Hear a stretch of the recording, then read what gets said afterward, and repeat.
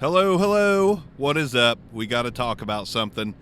So I do this show, podcast slash YouTube channel called In the Car with Bark. Obviously, you're getting the idea of what that consists of, which is me using a microphone hooked to the crap handle, shit handle, whatever you want to call it, shit handle of my car. And I record podcasts and stuff while I'm driving. I keep my eyes on the road mostly, hands on the wheel. Totally safe unless I wreck and this microphone goes through my brain. So, Stuck in My Generation, my music podcast and YouTube channel. I'm going to double up on this. This is going to go on there as a podcast, and it's going to go on In the Car with Bark. So if you subscribe to one, please subscribe to the other. Hit the like notification, all that garbage. I'm not going to just, I messed that up, but it's all that garbage. Okay, so my wife and I are massive, massive Foo Fighter fans. And just like millions of people around the world, which is just a testament to how much we love this guy, we felt the impact of Taylor Hawkins' passing. And neither one of us have ever cried at a celebrity passing, not because we're insensitive. Like, it hits us in the gut, but like when you don't know a person, unless you hear all the details and things start building up, like, you're generally able to keep your emotions under control. With Taylor Hawkins, we were not able to keep our emotions under control. We were both extremely upset. We, there's not very many people that you don't know and have never talked to that you feel like you can make a connection with and you can assume that you know they're good humans. But Dave Grohl's just one of those guys that you can't help but believe it as fact, that he's a very real and genuine guy. Very loving person. Same goes for Taylor Hawkins, Nate Mendel, Chris Shiflett, Jamie, all of them. They just seem genuine. They just seem so real, So Taylor hit us hard. Thank God, and I don't mean to sound selfish, but we went and saw the Foo Fighters it's been over a year.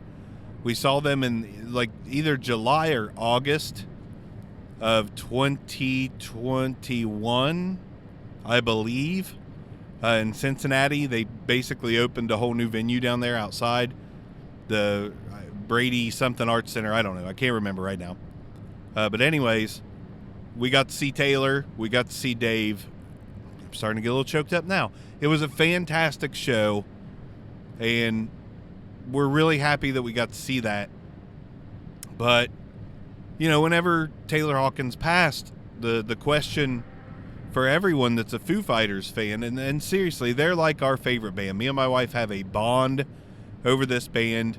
Like, whenever we got together, this band is part of what kind of brought us together. And we were apart for 12 years, and this is the reconnect. Foo Fighters were a part of the reconnect with me and my wife.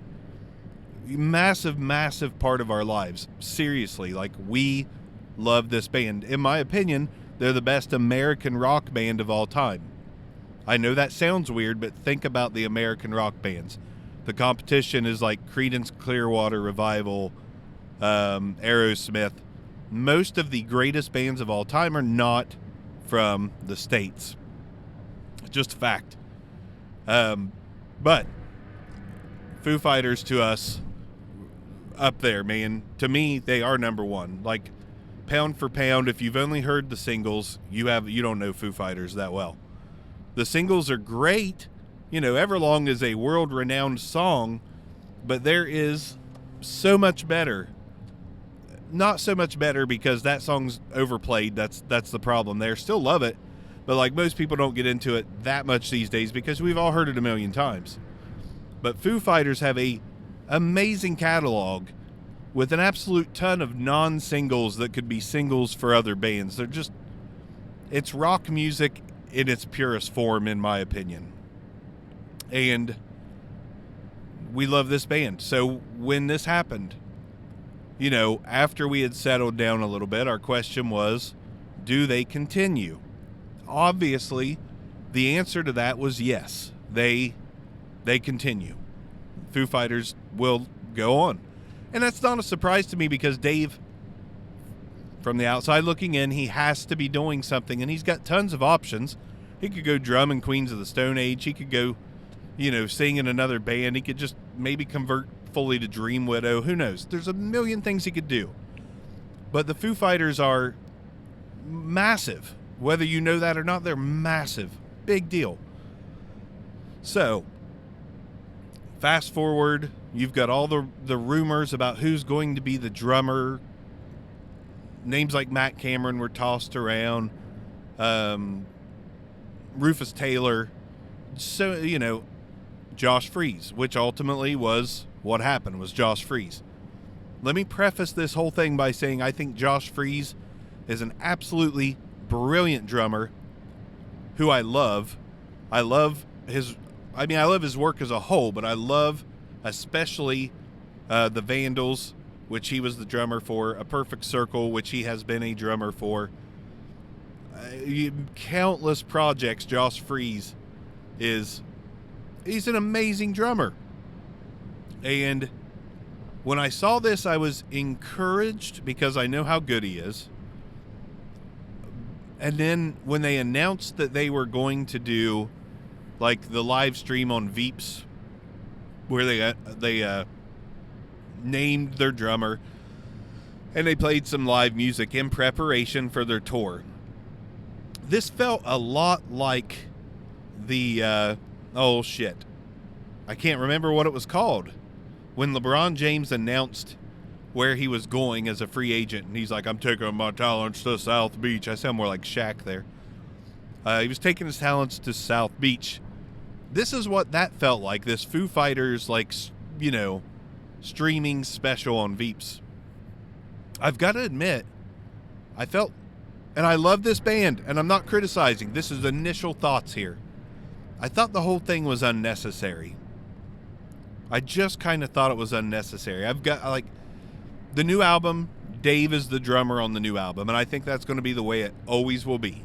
And I love that. I think the only way the Foo Fighters can go on studio album-wise is with Dave Grohl on the drums. No question, that's it. I just think that's it. There's no other way. So I'm really excited about the new album. Oddly enough, not as excited as I am about the new Avenged Sevenfold album. As much as I love the Foo Fighters, Avenged Sevenfold have intrigued me to no end. That is going to be something else. I love both songs they've released off that. Nobody and We Love You. I can't get enough of them, which is it's going to be split down the middle as to how people feel about that. But the Foo Fighters, I've heard one of the new songs. I have not been able to bring myself to hear the new one because I know how intricate it is and intimate. Intimate was the right word there. And the first song I loved, it's Foo Fighters through and through. And listening to the Foo Fighters with Dave on the drums, it does not bring up feelings. It's like it sounds as it should. There's only two people that have ever fit that band. It's Dave and Taylor on drums.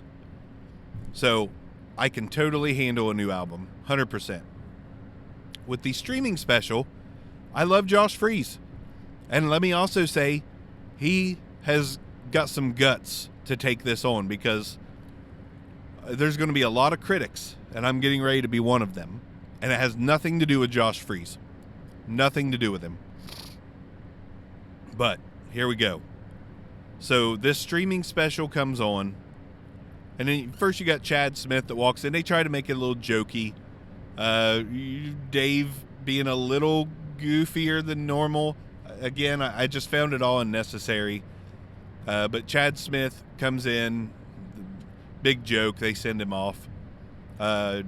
Tommy Lee of Motley Crue comes in, big joke. They send him off. How funny would that have been if Tommy Lee would have became the drummer for the Foo Fighters? That would have been interesting.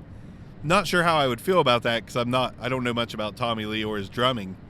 I know he's got a big schlong. Congratulations, Tommy. Everybody knows that. But it's then Danny Carey comes out. I'm a massive Tool fan, so that tickled me a little. At the same time, I was a little surprised because as famous and as popular as Tool are, like the Danny Carey with the Foo Fighters, it doesn't quite fit, doesn't match up. If they announced Danny Carey was going to be the drummer for the live performances, I'd be like, that's strange. Totally capable. I'm sure he'd pull it off just fine, but the connection, just very weird to me. So they play this whole thing up, and then Josh Freese says something, I don't remember, but like, come on guys, are we going to play or what, or something like that, I don't know. And they back away from the boys, the band, and there's Josh Freese, and that's basically the way they announce it. Josh Freese, drummer for the Foo Fighters, at least on tour. And I was like, okay, gotta admit, not trying to be harsh, the whole opening segment I just found to be unnecessary and a little bit ridiculous. And I love this band, but I'm not going to be an apologist for things I think are too much. And I thought this was too much. Almost unsettling. I'm not a fan of how that went. Then they break into a song, and I can't remember exactly which one. Maybe it was Off One by One, or it was what, Pretender? I don't remember. Fuck, I don't remember now. Anyways, Josh Freese, beast of a drummer, showcased his skills on the song, but cough. His skills, to me, didn't fit the song. And I know that he's not Taylor. Nobody is. And I know Josh Freese is going to play his style with the Foo Fighters. That's a given. Like, he's not going to mimic. Why would they hire a mime? A mimic. Someone to come in and mimic Taylor. That doesn't make any sense either. And we don't want to hear Josh Freese play, hit for hit Taylor's drum parts. We don't want that. So, Josh Freese did what Josh Freese does. He's a beast of a drummer. But way too much cymbal. Way too much cymbal for a Foo Fighters song, in my opinion. And there were just a lot of missed hits that I understand was because the stylistic differences, but the song didn't sound right. Now, I have a theory, which tons of other people do, that they brought the drums to the front of the mix to showcase Josh, which is fine. That's fine. But it didn't land for me. Now, I'm hoping when they actually are on tour and live, the mix is going to be different. The mix will be as it should be. They're not putting the spotlight on Josh. The mix will be the mix. It'll be good. And I'm sure that extra cymbal probably will be toned down because it's not out front. But I'm not going to lie, I didn't make it very far into this special. I actually made it through just the one song. And I will go back and watch it after I hear the album. But I have to hear these new songs as they should be on the album with Dave drumming. And then I'll give everything live a chance. But I am, I don't want to say disappointed, because I get what they were trying to do. And I get that Dave is, there's some theatrics involved to him, as seen in all their videos, and more so in the back half of his career with Studio 666 and things like that. So I kind of get it, but it hurt too much to listen to that song being played with Josh Freese so soon. And not so soon as in so soon after Taylor's passing, just so soon after the feelings were stirred back up with the announcement of a new album. Watching Dave kind of coping through all the things he's been doing out on the road, going to shows. Dude's been hitting up a ton of concerts. I feel like he's healing his soul. And I hope that live special on Veeps was, a part of the healing. And I don't want to be too critical, but I couldn't do it that day. And it didn't sound right that day. I'm excited to hear the mix without Josh being at the front, because my whole opinion may change, about how can I handle hearing Foo Fighters live again? I've never been this way about a drummer or a guitarist for that matter, you know. Charlie Day passed of the Rolling Stones. The guy that replaced him, like, didn't really miss a beat as far as being able to listen to the Stones. That doesn't mean I'm not sad about not Charlie Day. Jeez, oh Pete's. That's fucking Sunny in Philadelphia guy. Sorry. Anyways, you know, I've seen a lot of bands mix and match, and very rarely does it affect how I feel about them, unless it's a lead singer or someone that's very distinct on guitar. I'm usually not affected. New Alice in Chains, like, that music is still good, but I just can't get into it like I did Alice in Chains with Lane Staley. I just can't do it. I think the music's good. I just don't have any interest in, like, staying a fan beyond that early stuff. I don't know why. I just don't have an interest. It's like trying to think of other examples here of people that have switched lead singers. You can't do that very often. Stone Temple Pilots, same thing. You know, not really interested. And they sound pretty good. And the guy in Alice in Chains and Stone Temple Pilots both resemble their former singers. So, like, to keep the sound similar, like, you know, kind of works. But I can't do it. But with instruments, like, there's tons of great guitar players, tons of great drummers, tons of great musicians out there.